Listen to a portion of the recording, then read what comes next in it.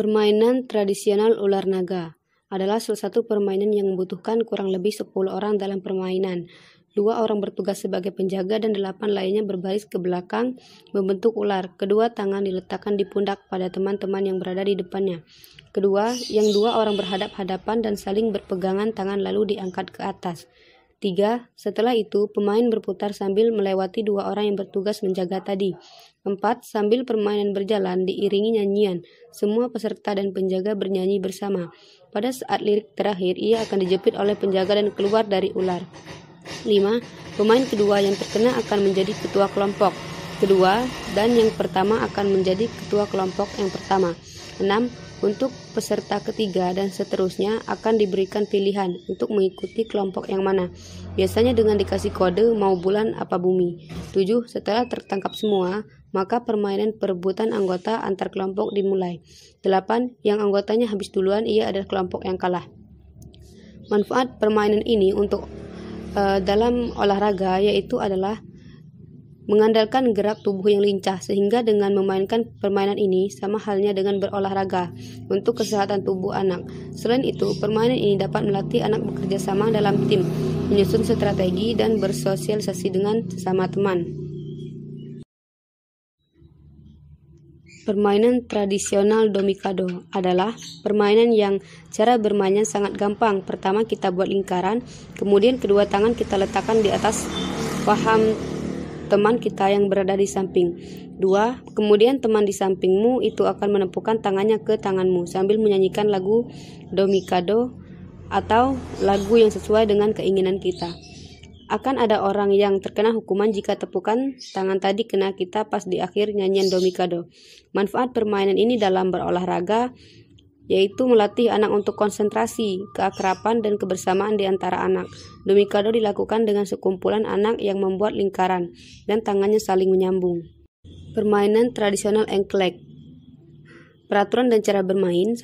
Permainan ini membutuhkan petak yang nantinya dijadikan sebagai permainan. 2. Peraturan permainan menyesuaikan bentuk petak yang ada. 3. Permainan ini dimainkan oleh 3 atau lebih pemain.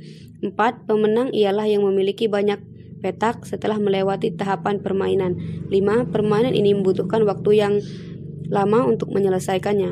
6. Permainan ini juga menggunakan satu kaki di setiap petak yang akan dilalui kecuali yang terdapat 2 petak. Manfaat permainan ini dalam olahraga yaitu untuk gerak fisik anak.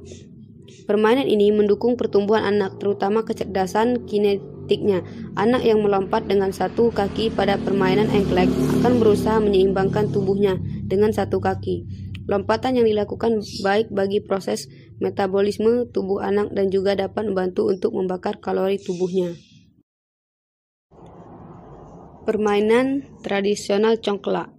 Peraturan dan cara bermain. 1. Permainan ini dimainkan oleh 2 orang pemain. 2. Permainan ini menggunakan alat papan congklak dan biji congklak. 3. Terdapat 49 biji congklak yang dibagi ke 14 lubang kecil. Setiap lubang berisikan 7 biji congklak. 4. Suitlah untuk menentukan giliran main. 5. Pemain pertama membagikan biji congklak yang ada di daerahnya. Pilihlah salah satu lubang untuk dibagikan biji congklaknya kepada setiap lubang kecil dan satu lubang besar yang menjadi milik kamu atau tabungan biji kamu. 6. Membagikan secara berputar setiap melewati lubang isilah dengan satu biji congklak. 7. Begitu seterusnya hingga biji congklak habis. Jika sudah habis, barulah giliran bergantian bermain. Manfaat permainan ini untuk olahraga yaitu akan melatih otak kiri anak untuk berpikir. Permainan congklak melatih strategi mengumpulkan angka terbanyak agar bisa mengalahkan kawan. Sepertinya sederhana, namun ketika dimainkan otak kiri anak akan aktif dengan perhitungan numerik. Permainan biji saga adalah salah satu permainan tradisional yang cara memainkannya adalah dengan kita mengumpulkan terlebih dahulu biji saga. Kemudian, pemain yang mendapatkan giliran pertama menyebarkan biji saga ke area bermain yang licin. Kemudian, menyentil salah satu biji saga dengan ujung kelingking sehingga mengenai biji saga yang lain. Apabila mengenai target, maka biji yang disentil dan biji yang tersenggol atau tergeser akibat disentil dapat menjadi milik pemain. Setelah itu, permainan dilanjutkan bergantian dengan pemain lainnya. Pemenangnya adalah yang berhasil mengumpulkan biji saga terbanyak. Manfaat permainan ini untuk olahraga yaitu untuk melatih ketangkasan kita dalam bermain dan melatih ketelitian kita.